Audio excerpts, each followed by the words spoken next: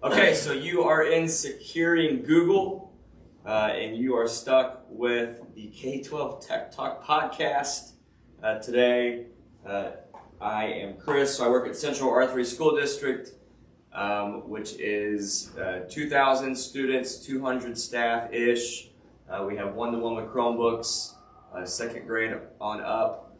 Kindergarten and first grade are close to one-to-one, but if you ask one of those teachers, they will absolutely tell you they are not, and that they're always fighting over what Chromebooks are available on the carts. I've been at Central for 8 years. I've only worked at 3 school districts. Before that, I was at West St. Francis County, which is a nearby school district. There are about 1,000 students. And then before that, for 1 year only, I worked with Jay Rusan at Windsor C1 in Imperial. Yeah, Windsor. Some love. Everything that could absolutely go wrong went wrong. That 1 year at Windsor, I loved it, but then that's why I left so quickly. Jay hired me. My first day as a technician was also his first day as a tech director, but he didn't tell me that going in.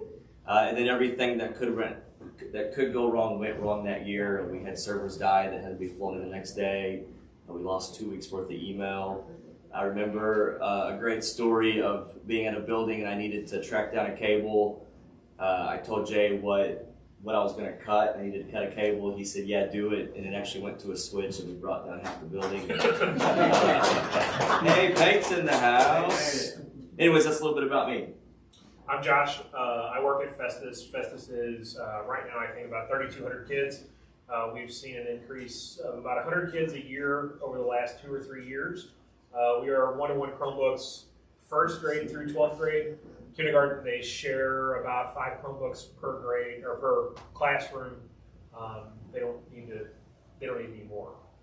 So we send them home 6th grade through 12th grade. What else? I've been doing IT for 22-ish years. I've been at Festus 8 years. All right, so if you don't know, we do this podcast together, which is just us hanging out for about an hour every Thursday-ish, as long as things aren't conflicting with our busy schedules and our families. We just interviewed, you want to talk about the Josh episode? Yeah, the reporter that pointed out the vulnerability in DESI's website and alerted DESI to that, he agreed to come on our podcast last week and we interviewed him for about an hour.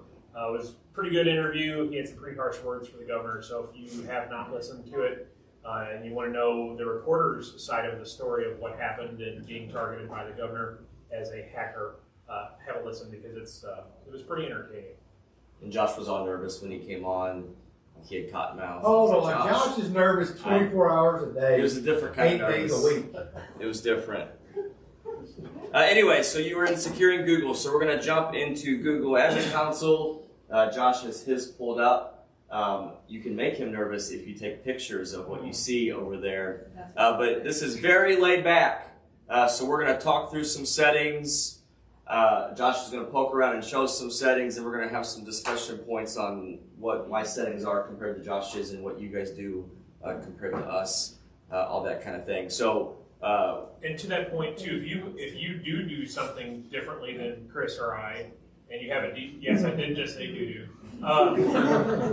Let us know. Let's have that conversation because we want this session to be interactive, and Chris and I will learn as much from you guys as just us talking because we're not the de facto experts on this, and I like that hive mind mentality better than just a guy spouting off. So I deal with pride though, so I do think my settings are probably the best. I guarantee mine are not. So. All right, so we're going to start easy. We're going to look at individual user security. Josh, if you're going to pick a user, any user. I have a team. Yeah, sure. I would just Again, the easy stuff. So just looking at a user out of the gate. This is where you're going to go and reset a password over on the left. But then in the security section, that's where we're going to hang out for just a second. So this is how you can individually turn on some two-factor stuff. Out of curiosity, who else is doing two-factor for faculty? Wow, well, way more than I expected. And do you do all faculty, some faculty? Where does that land? All. Awesome. Well, I mean, custodian, everybody. Yeah. See, I only Well, had the best is the custodians don't check their email, so that's not awesome. Right. It I didn't bother me. we didn't have buy-in to force everybody, so we pretty much did faculty. We didn't make bus drivers and custodians do it because they didn't want to force bus drivers to use their phones or go get a phone, so that whole conversation. So I felt like it was a big enough win for faculty because those are the ones that are going to have IEPs in their drive or confidential emails in their email account. Now, if insurance comes in and says, by God, you have to be 100% of your staff, we'll do 100. We've broken that seal already. It's not a big deal to do it. So I think that conversation is going to be way easier to have if we have an external force or a third party telling us to do it. And so we feel like we're further behind than that. So we have two-factor, but the only approval I got was if you're a SIS user that has access to some sensitive information. So your secretary, your counselor, your principal, your tech department, your food service people, those people got two-factor on for Google, but teachers, all that was denied me in its current state, which is a bummer. I would like just all, I think that's the ultimate well, thing to get to. But to that point, that discussion I think was easier for us to have because back in August or July, we had a teacher get phished from a generic email account. It was like principal123@gmail.com. Sent an email to the teacher, said, hey, I need help. So they started this whole conversation. And really the interesting part of this, the bad guy went to our website, scraped off the email address of every faculty member and sent individual emails to about 250 staff. Now that's time. So I went back through and looked through the security tool, which I can show, but I had two faculty members carry on a conversation with this guy to the point of where the guy said, okay, I need you to go to Walgreens and get me 2 Google Play gift cards for $200 a piece. I had one person go and do that and send them the codes. Like he said, okay, now scratch the silver part off the back, take a picture of it and email it to me. Okay, here it is. Gone in the ether that quick. So that happened right before the start of school, right before our first day back with faculty. I went to every faculty meeting in every building that first day, had permission of the person that this happened to kind of sanitize it, remove her name. But to tell that story, it shocked the hell out of everybody. Like, no way, we get trained on it. Yeah, you do get trained on it, but all it takes is one mistake. So about 2 weeks after that, I started a discussion about two-factor authentication. Central office was in. There was no fight from central office. And we made our deadline, I think, entirely too long. It was the end of the semester. I think the deadline could have been a month or a couple of weeks. It didn't need to be a semester long. But there was zero fight. I had zero foot-stomping conversations with faculty saying, I'm not doing this, you can't make me use my phone to do this. I did get one story through the grapevine of, this just gives Josh access to our cell phones and he can read our text message. Like, legit. Like, that person believed that I could read her text message. Did you tell him you didn't need to have two-factor to do that? Yes, that was my response. I've always done that. Yeah. It's an interesting conversation, and I think people are so used to either from their credit card company or from personal Gmail now forcing it on for a majority of their accounts. They're used to it now. So that conversation, we always used to feel like two-factor is like the new thing to present to people. No. I don't think it is anymore. No, I think we're actually pretty far back Yeah. in the thing. It's just maybe getting some tipping point. Now, 2 years ago when Corey turned it on, they had their issue and he forced it. I felt like he was kind of blazing that trail, but now I don't think so. Chris, what was the rationale behind your guys' selection? Because Google and SIS are not. For sure. Well, it's independent systems. The rationale was let's just focus on those that have the elevated job. So believing that they have elevated access to data in SIS, that probably insinuates it means that they deal with some emails that are more sensitive in nature as well. So if we're going to pick a group of people, let's let SIS be the determining thing for that. Or I guess if you could get in their Google account, you could go into SIS, do like a password.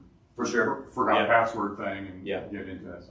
I think that was I felt like that was the easy. Oh, you're talking about 200 plus people. Well, that little group, if you're just filtering that, now we're only talking about 20, 30 people. So let's start with that. And again, I take that over nothing. Sure. I'm super happy that we did two-factor on those. Do you think the conversation to expand that to more of a? I think we could bring it up. Yeah. Well, and in the other session I did earlier with Technology Security Awareness Month, I think a big thing in our area is if your neighbors are doing it, that's the biggest influence of all. So sometimes I don't ask my neighbor, hey, do you guys got two-factor on for everybody? But if I collect that data and I'm like one of the 3 schools around that's not doing it, I think this is going to tip us towards doing it. Which is good in our area. We have pretty good communication of that. Is your insurance not pushing it? And that's No, not yet. They talked about it, but no. I blamed it on the insurance. I did too. And But that would fix everything. Yeah. So that if you're a music member, their survey came out in the fall and it was very pointed in what they asked. And I used that too. I'm like, look, man, we've got to do something. We can't say no to this. We're going to have a problem. Yes, Jason. I don't want to derail this to an MFA discussion, but I think I'm curious, we can answer this later, how are we going to layer MFA? So are you doing it at the workstation? Are you doing it at your SIS? Are you doing it on your email? Like how are we going to avoid MFA fatigue? And what, Sure. And tying in insurance, what are the expectations? Have I implemented MFA? Sure. That's my answer. Right. Yeah. So anyways. I'm not asking where. Yeah. Yeah. Well, and I, Jason, we can talk about that more in our session that we got coming up next. But we've gone that extra step that I think some people I know Dee has done. We are requiring MFA for our elevated domain accounts. So more or less, if you have the right to install something, local admin privileges on my domain, your domain account is multi-factor authentication as well. So, and we can, that's a tip, that's a little plug to come to the next station with Jason and I. Because we laughed about that too. So we did a little thing with Google and 30 users, but like Tyler Sys is hosted and like it's just sitting out there and it's got nothing. And actually I could end up being a bad guy and I can click on a little thing and I can view all these passwords and have them forever. And it's terrible. But I feel a little better that I got 30 users with two-factor on. So yeah, definitely a lot more bad out there. And here's my gripe with Tyler. Their student information system does not have multi-factor built in inherently as a tool. Now there are other SIS applications that do. Tyler's answer has been, and I got this straight from their development team, turn on two-factor authentication for Google and then turn on SSO with Google and Tyler. That's not an answer to me, because now when you authenticate to Google, which it only asks you the first time for the MFA, now any kid sits down at a teacher's machine, opens up the web browser and goes to SIS, they're automatically in Tyler. There is no authentication process there whatsoever. So to me, that's not an answer for SIS's multi-factor authentication. Josh, isn't there still a local login option even if you do turn on the Google login? There might be.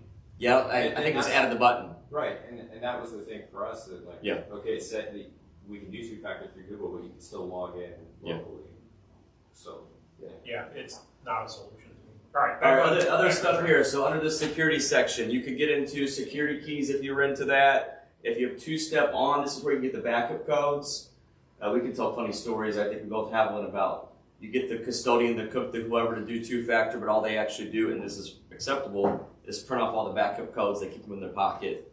That's the two-factor. I think you could go down that road if you so chose to. I would have no problem with that. If you need to reset sign-in cookies or revoke access to applications, you get teachers, whoever, that have fumbled into some apps or something they shouldn't have done that. This is how to quickly get that individual user off of being connected to those applications. Any other questions?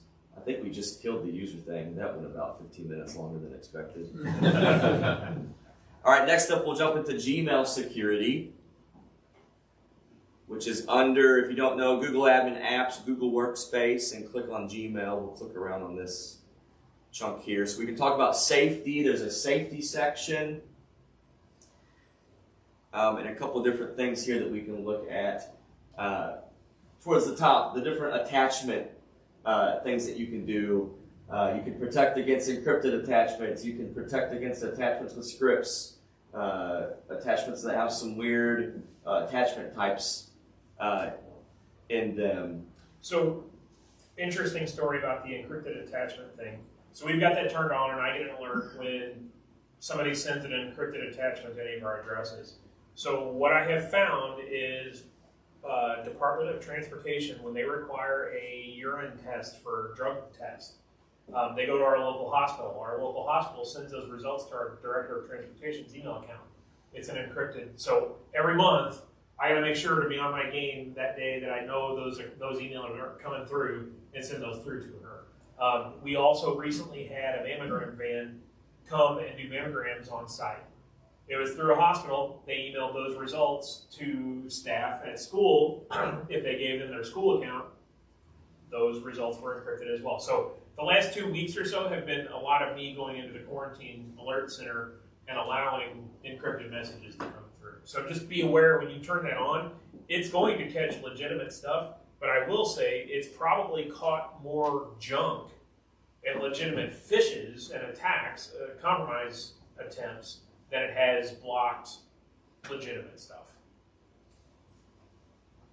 Other stuff here, so the IMAP settings, links and external images, so you can identify links behind shortened URLs. You can scan linked images. You can show warning prompts if links are going to untrusted domains. So some things to check out there as well. Anything else there? The spoofing. Is this the DChem place to have a No. conversation? It is not, Josh. Okay. So those are settings to check out. Yeah. Who said something? Yeah. Coach Payne, he said he's glad you all practiced. Yeah. We practice really well. It's like podcast prep. Hours. All right, somewhere under here, maybe go back under spam. I think it's under settings for Gmail and spam. Okay.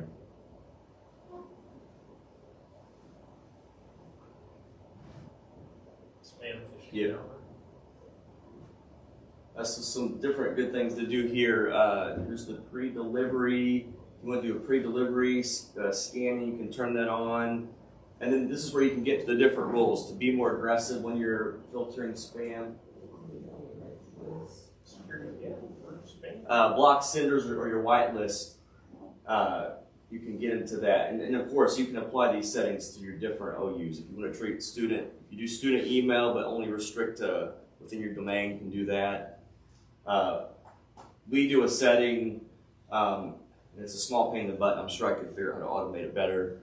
But we give email to like our little kids, but we only want them to email each other. And we don't have them in, like a lot of this is not, some of these settings when you click around, it's just wanting email addresses listed. So we'll dump in those email addresses over time. You can do stuff where it's just the domain, or if you have student groups with different subdomains or whatever, you can restrict delivery that way. Well, and you can restrict from headers. So we had a problem at school where we had a kid in the high school.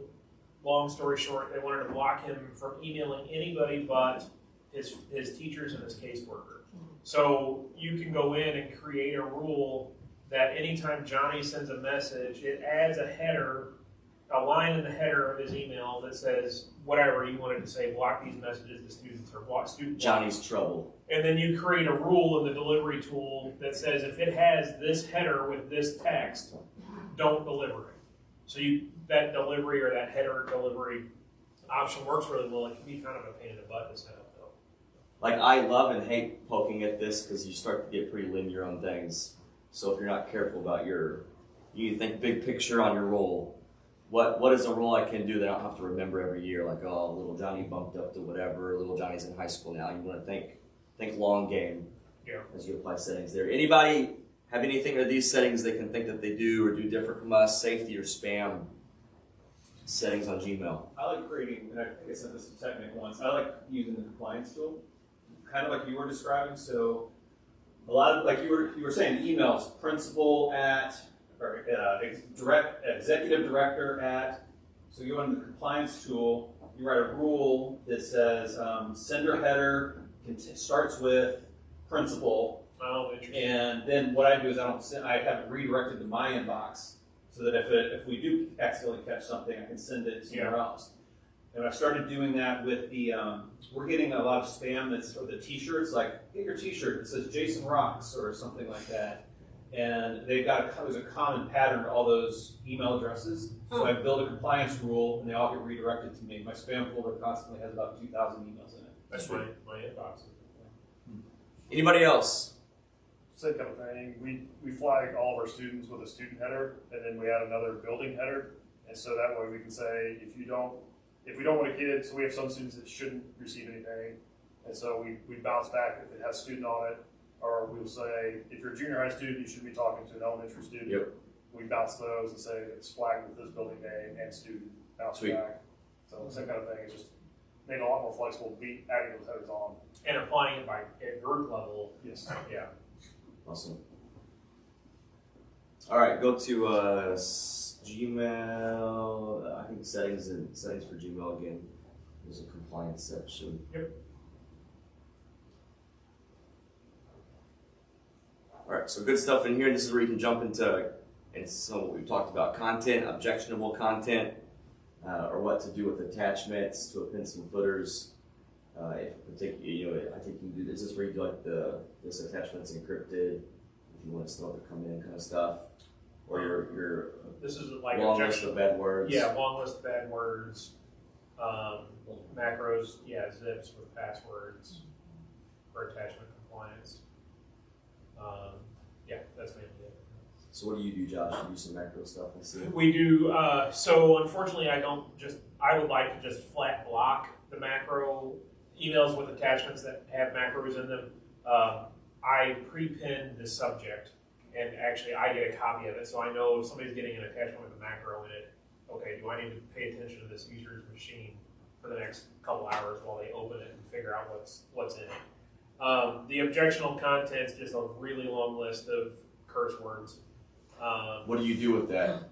Do you block it or what? I think we block it. I'd have to, additional delivery. It might go to, I'm not real sure. Leave a message or something. Yeah. And then compliance phrases is a little bit, it's the same, more or less. We pay for, and it's been bought out a couple times, Sharp School, and I don't think it's called it anymore, but under the objectionable content, and there's a couple other sections in there that they monitor. So they have an account with us. If an email is sent that hit that criteria, they get an email, and then we're basically paying them to do human monitoring. So they go and do the investigation. So suicide phrases, all that kind of stuff in there, we're paying a company to go and do the research and look in Google Vault and see what's going on. They're the ones that contact the principals to talk about, hey, this is a self-harm case or whatever kind of thing. And objectionable content is one of them. And you could do that yourself as well, where you're trying to flag words like that you eventually that comes up. Yep. Are there any privacy concerns that come along with that? Having a third-party company do human? Not with how we do the phrasing of the user agreement, how that all works, but that's actually something that we advertise that we do that. That was one of the big concerns when we went. It's been years ago now, but when we went to Google, when we went to Chromebooks, when we're opening up that a kid can type in a Google Doc or a kid can send an email, well, who's monitoring that? Well, for sure, we did not want it to be all the burdens on tech department. I would hate, of course I would hate a self-harm thing, a suicide thing because that to me would easily become one of those logs that I don't look at, that I wish I spent more time on. So the district made that decision, okay, we're gonna make sure this thing gets outsourced to something. We do, SysCloud is another company that does a layer of that. It looks at Google Docs, and it works with that Sharp School thing I'm talking about too. So we've had a kid, the best example I can give of that is a kid, Google Doc, it's a white page. He changed his font color to white, and he typed a bunch of cuss words to be funny. So if you were looking at the screen, you don't see anything. Well, SysCloud caught all those cuss words and notified the principal, and the kid of course got in trouble for all of that. Then another favorite, a kid that did a Google Doc, and he took each of his teachers and the principal, and he wrote everything that he hated about each of them with some cuss words in there. That got flagged because of this, and got dealt with. And again, that was one of those that could have been escalated to like a school threat kind of situation. So that's, again, we paid for some human monitoring for it to get taken care of. Anything else on this? This is the DKIM part. Okay. We do have Jim Wagner's presentation, and we're not going to go through it, but I'll share this out. SPF, DChem, and DMARC. Who's doing all three? If you're not, If you're not sure, do it. see. I mean, it can't be hard, I did it. Yeah, it's not horrible. It's Let's all clap for pay. Let's all clap for it. Yeah. I mean, seriously, it's not that hard. The directions he gives are great, they're easy, and it saves you. And I just followed him right, geared it all the way up. I just set it to 100%, block, reject them, and nobody's once ever said, I didn't get this email. Yeah. Well, and I think the biggest part of it is too is it protects your domain from getting spoofed, from somebody else using your domain to send emails and try to look legitimate. It may be an afternoon's worth of work, a day's worth of work, Yep. and it's a huge help protection-wise from phishing and from people using your domain to phish other people. Yeah, I used to think it was me, and I'd still sell it like that, and more not used to. It's me being a good neighbor, but it's also me. Like, why do I want to send stuff to my in-house neighbors, not just to I'm worried about. I'm gonna do this stuff because I don't want Central R3 sending bad stuff to Festus. No, I don't want Central R3 sending stuff to Central R3. And it's not that. It's work. It's time. But for sure, I think in the afternoon I had 2 to 3 of these. The biggest concern or the biggest headache would be setting up the records. If you use like School Messenger or you have an outside service to send email on your behalf of your district, you do have to take into account, obviously they need to be added to your SPF record, and I believe it's one or the other, DMARC or DChem record, there's another change that you have to do. So just be aware of that if you use services like School Messenger or outside SMTP Relay, that you're going to have to make an adjustment for that. Any comments on that or any questions on that? Like what Josh was saying, we found out a lot of principals and stuff were using third party, like SurveyMonkey and stuff like that, and all started getting blocked at that point.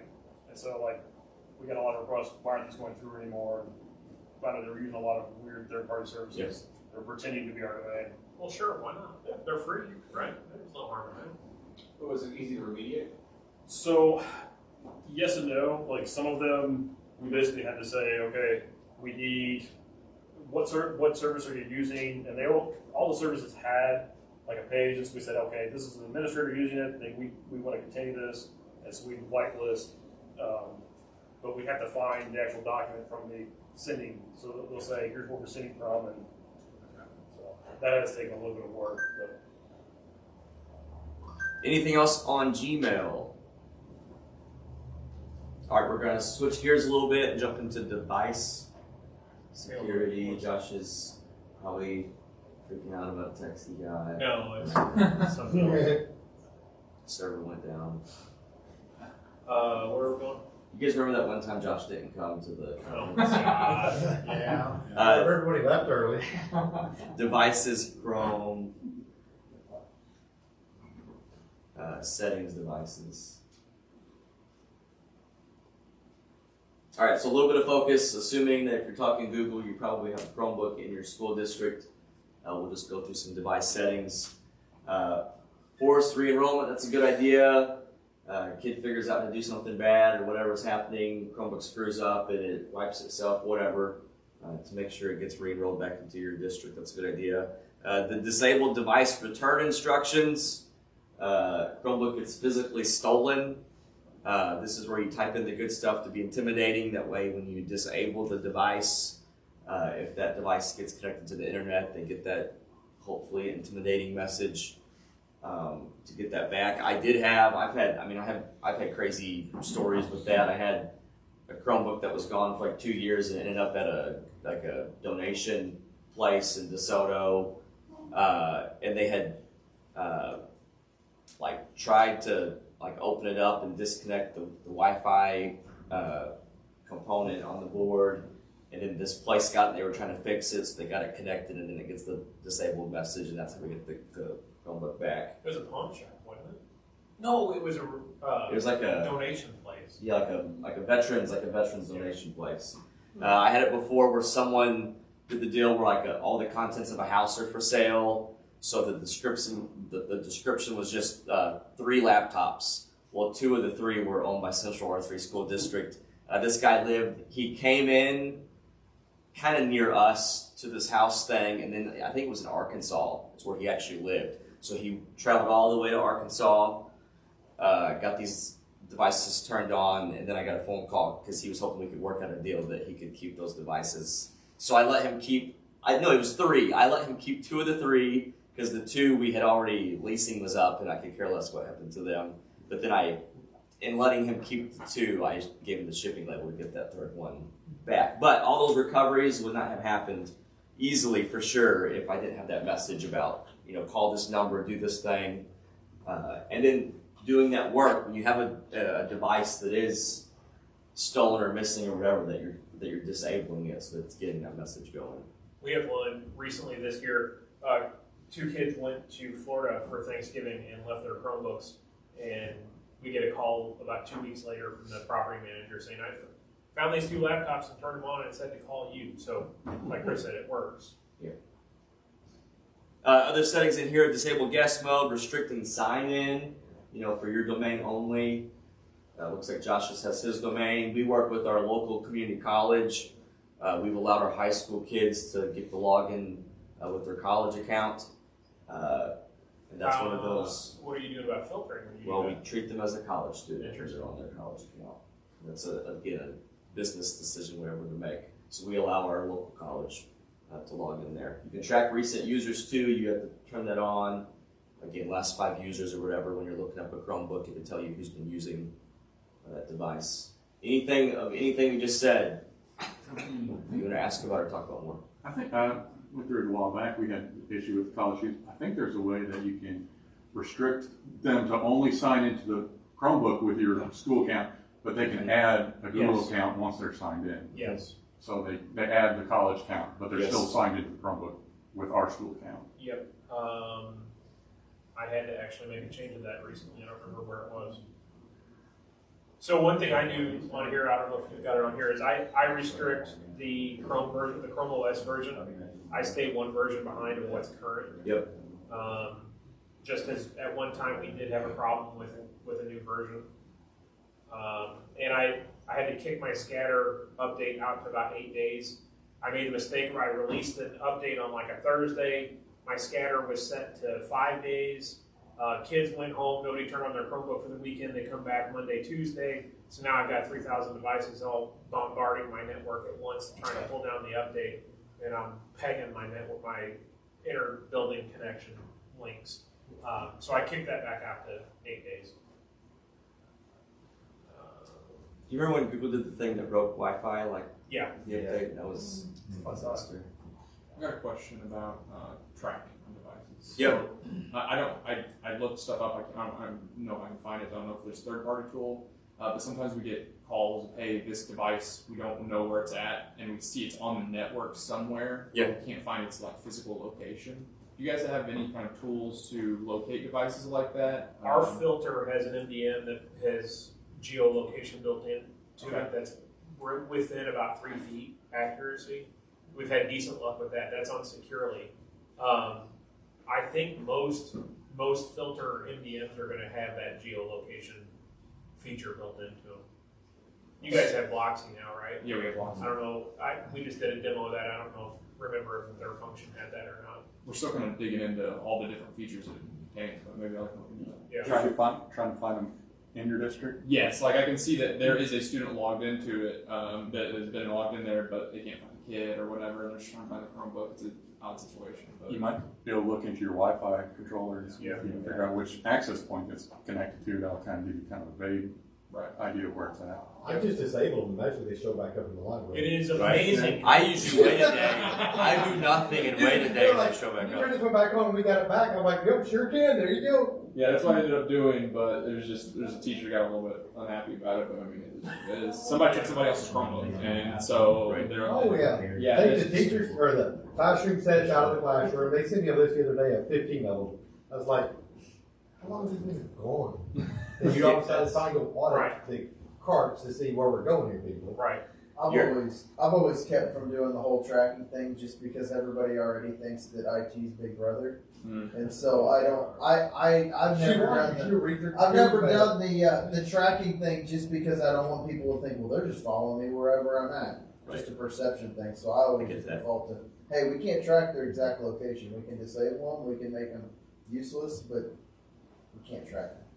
Yeah, because so you'll be able to see the last user logged in, and that can fix if little Johnny took little Susie's Chromebook on purpose or by mistake. You'll see the IP address listed in there, an internal IP address, so you can, or that it's not last checked in internally, so then you're going to get this public IP, and that can help you, like, oh, that's clearly not here.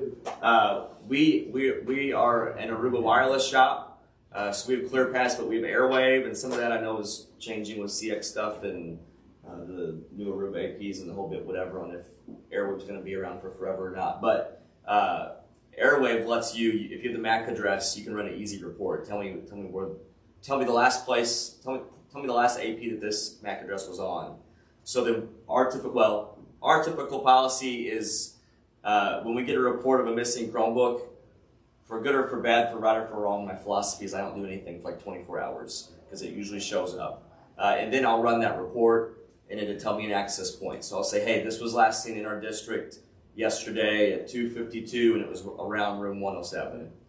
And then we let that play out for a little bit. And you can start, if you have Lightspeed, if you have whatever you have, you can start digging into that. You have that IP then, so you can do some content filter work to kind of cross-reference some of that stuff too. But you can also use triggers in Airwave. So we use a trigger. We just set the MAC address in there, and just let me know the next time you see that MAC address. Yeah, that's good. Yeah. Suddenly it's like, hey, I just get a random email. It's like, hey, this, it allows me to, whenever I set the trigger, to set a little note. That's a great idea. Ticket number this is now on the network at Rockwood South by room 7. Yeah, awesome. Tweeting about the admin password, right? Well, some days. Rocky Wireless has a similar feature. You can pull up the client and it'll tell you you can look at the whole log of the client on all the APs it's connected to and the last one. And you can even see the user that was logged into last as well. Cool. Yeah. All right, anything else on that? Let's look at user and browser settings. You can click on so different settings here. There's a lot of different choices in here, but this is where you can do your if the Chromebook is sitting idle. So what's that time frame before you want the lock screen to come on? Again, a good idea if you're looking to, if it's the faculty staff Chromebooks or the whatever that you're trying to say, I want a 10-minute time before it locks, 25 minutes or whatever. What do you do, Josh? This is my top level, so I don't have it set to anything. But again, to know what your neighbors do. If all of your neighbors are doing 20 minutes and they get a lock screen and you're at 60 and you're getting a bunch of pushback, if you know that your neighbors are all set at 20, 25, that's how you can get some of these settings applied if it's a big old pain in the butt to get it approved. So those settings are there, turning off. Incognito mode is here, saving browser histories here. This is also where that browser sign-in setting is that we were talking about a minute ago, where you can force them to sign in as your school account. Like I have, only our domain can sign in, but let's see if I can find it. I think it's our high school. Our high school kids can browser sign in. I guess not. With Jeffco EDU accounts. I know I said that. That's what when we were talking about that. I was like, I need to go back and look. With our college, we kept jumping back and forth from signing into Chromebook fully versus that. I'm curious what I'm actually at. So check that out, though.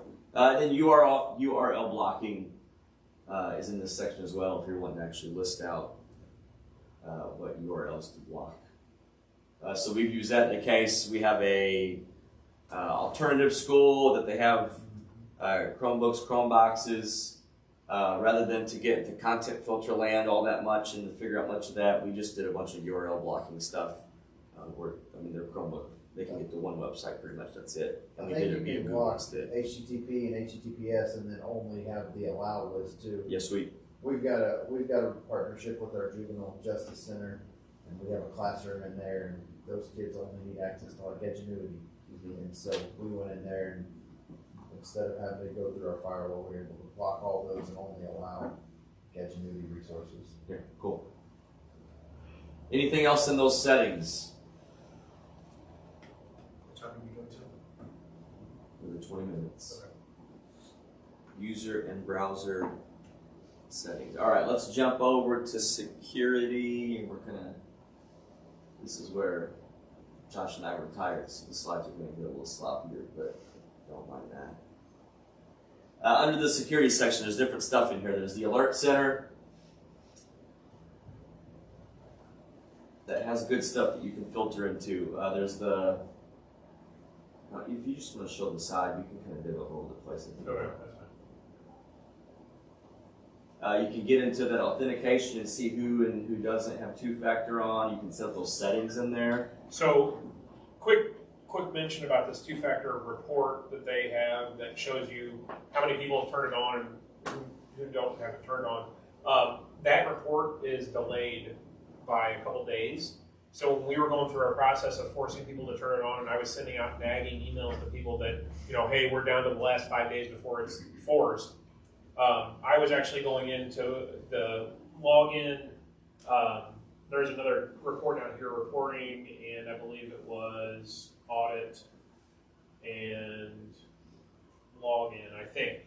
But there's another report that's almost transactional for showing you who is turned on 2FA and with a timestamp that was like up to date by the minute.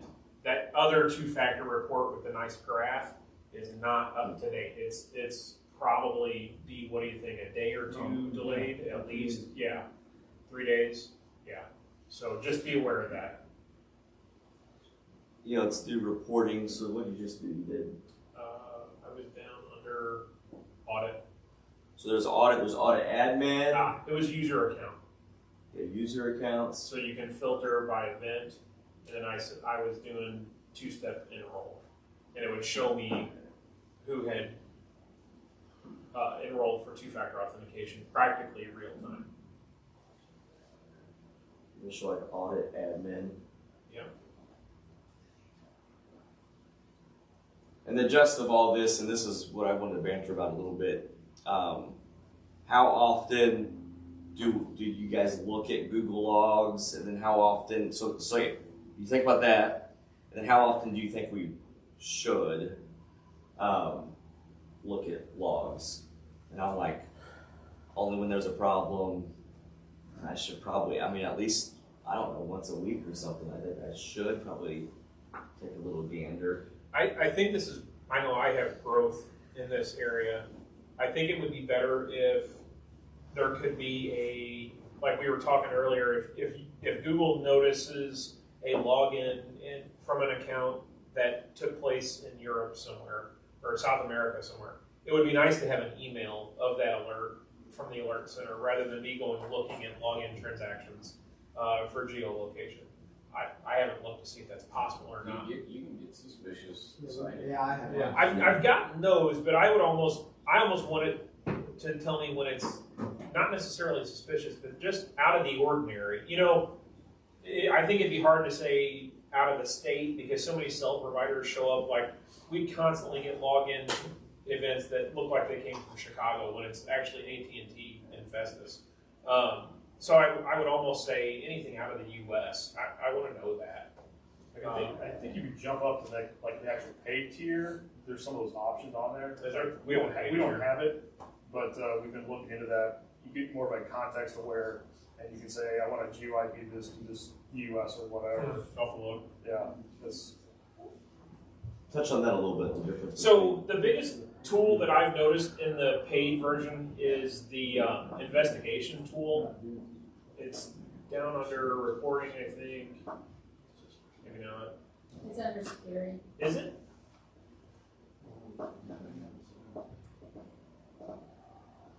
Security Center, that's right. So this investigation tool, you can run a query against your workspace for almost anything. Header information, this is how we've been catching the last couple rounds of compromised emails that have been sent out and coming to us. We were tracking down a kid that had, I won't say run away, but his location was unknown, and we were trying to figure out, okay, was he still on campus logging into things, or was he off-site logging into things?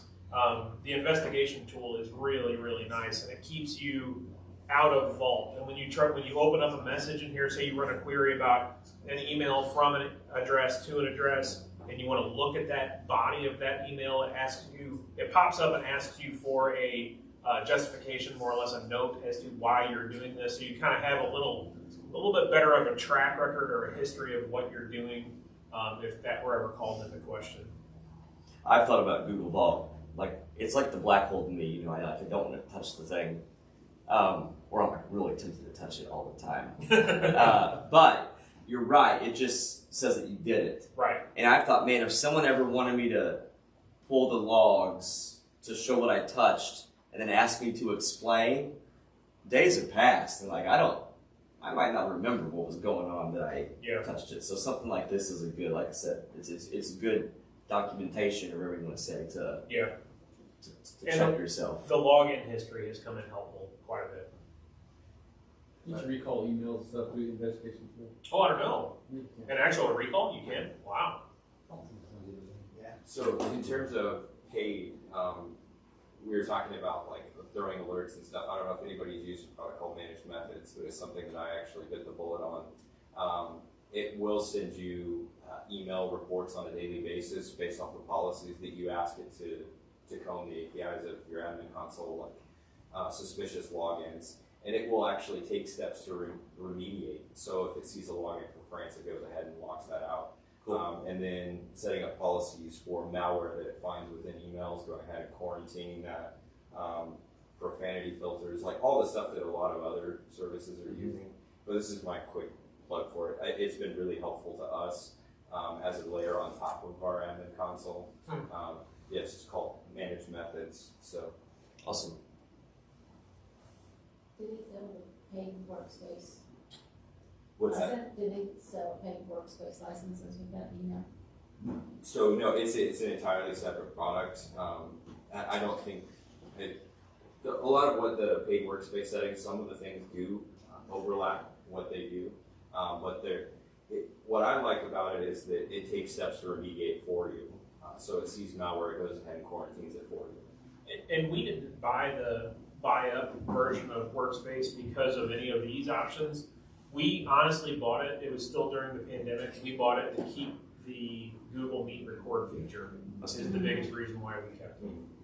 Now we're buying it due to the Storage storage limitations. Yeah. Yeah, if you didn't know that, it's no longer unlimited storage. I don't know what the ratio is or the calculation is, but What does that kick in? They got us. I don't remember. It got you? Really? I'm saying Google got us all. Oh, I thought you meant you were. No, you were he's talking a bigger. This is a life sentence. He's saying. I think Google got us. so the free version is, I think the limit is 100 terabytes. And then when you get the paid version, you're guaranteed 100 gigabytes per user license. So like for us, we're already using 124 terabytes. When I buy my licenses, we will jump to 350 terabytes of available space. Wow. It's another year or two. All right, click on do security, get to the password management screen. Please. I thought it was being answered a little bad. A little bit down. All right, quick banter on this password management. So this is where you set your password management policy. If you enforce strong password, what the length is. If you can reuse passwords or not. So let's banter about this. So what do we share? What you do? What's your password policy? 8 characters, all lowercase. So if you change this, and this is purely ignorance on my part, if you change something on this screen, does it then go and actively force people that don't need it? Oh, so it's just the next password reset? You gotta turn on expire the passwords. Oh, Let right. me rephrase that. When I turned it on, I was like, why didn't nobody bitch? It changed that. Then I'm like, hold on, I want to fix this problem. boom. Everybody. We had to change our passwords. I was like, I don't know. Well, I don't like that. And I was like, I know. okay. Change your password, meet those complex requirements. I'm like, I was one year, like, it's not like you're not going to write it down on your keyboard anyway. I don't care. And she just left me. But yeah, we had to. So I don't think it's immediate.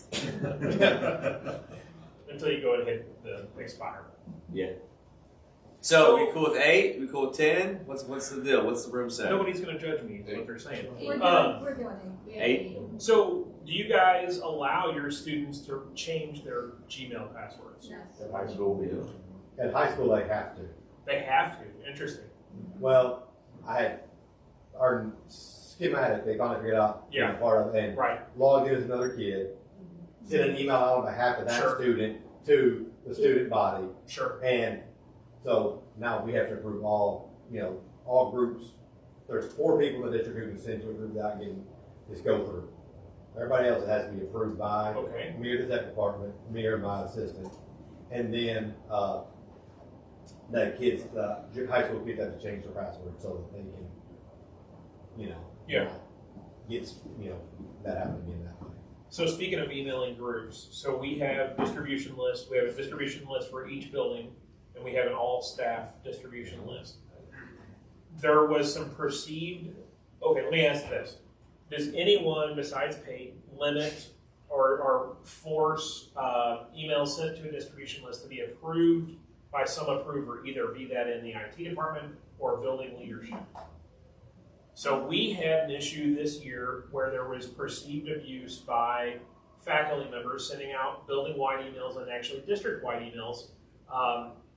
They asked me to change the setting to where every email sent to either a building or district-wide had to be approved by the building principal at a building level, and if it was district-wide, by the assistant superintendent. So Wow. that's, it was. And it doesn't stop them from just individually emailing. No, it doesn't, and it actually, I think, it caused hurt feelings. You don't trust us anymore to send out emails to our cohorts and our building as a whole, which I think it was a little heavy-handed myself, but there were some PR things there. We just had an incident where a teacher took the classroom, the Google Classroom list, because it includes all teachers, right?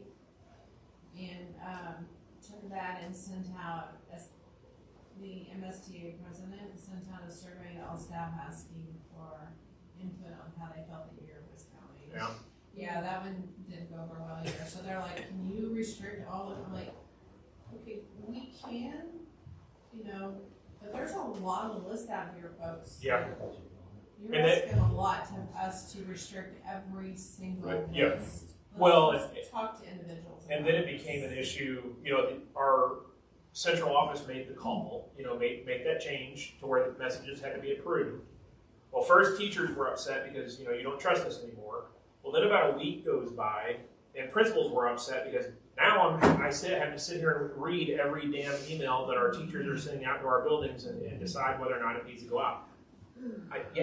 That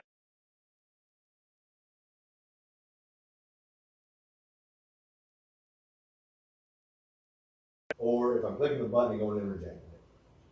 I mean, I don't disagree, but Still have to remember to do it and actually do it, and yeah, We've always had all staff list, always restricted. I mean, Yeah, from the get-go, because when we first started creating it, people were putting out there like, hey, I got this item for sale, and so they're Right. like, either way, and so, yeah. How will you know if they got engaged to them? Yeah, or when the baby shower is, like, we took care of that fairly quickly by realistically being a smartass in the district. And like, from a large district, we would just, a lot of us would just respond and be like, congratulations, I'm excited to get the invite. Thousands of people would reply. So like, that's funny. or just keep reply all. I have a question on this.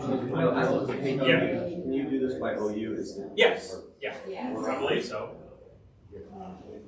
Yeah, you can do it. I think at one point you couldn't. I think it's been around all of them you couldn't. Can you set times hours of when emails can go to those I haven't groups? looked at it in a while. Yeah. But you used to, because I always had to like send out. We have Yes. it's Kind of called almost intake ads. individual. The difference between the whole district So, sells junk on. because I My don't want to. superintendent is tired of getting people booked. No, I don't know when that changed, but I know that it was. And he wants So I their can, doctor I to can do do it. it by ordinance. I said, I don't think so. I don't think so. I've never seen There just needs to be an email from the superintendent saying, knock it That off. changes. I see a poster in this time. You wouldn't believe how many IT things I find by being part of all the building. Oh, absolutely. Oh, I didn't realize you were buying this software, denied. Yeah. Yep. I cannot tell you the number of times. It's crazy just this school year. Yeah. All right, so last thing. So security, the alert center, the 2 factors in here, password management. If you do SSO, like if you use Clever, that's in there. The security center, there's dashboard, nicer looking charts and security health things to look at. Josh quickly showed the reports to get into.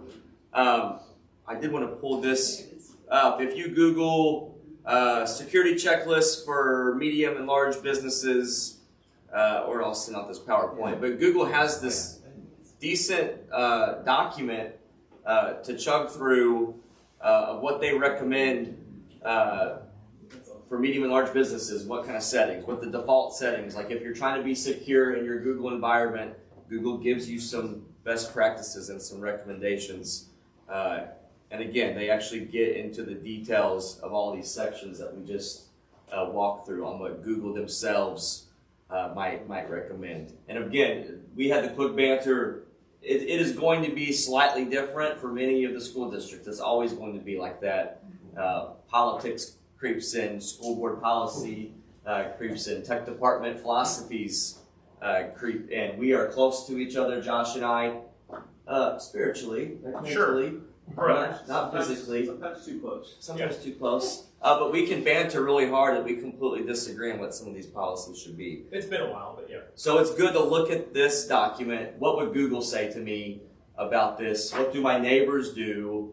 And then if it's the school board is against you or administration's against you, whatever, how that's playing out, you have a case then that you have built to get some of these stricter things applied. All right, anything else for the good of the cause? Will you guys be sharing like a shared folder of all the PowerPoint presentations for today? That would be awesome. We probably will. You can't do that. Listen, we like to under. I asked him, he said no. We like to overpromise and underdeliver. We like to undersell. Sometimes we also underdeliver. Like those chicken bombs. Jason's got plenty of space. He can hold the folder. Yeah, we are never going to promise Zoom recordings like ever again. No, I think we can pull off the presentations pretty easy. Thank you. All right, anything else? All right, thanks for hanging out with us.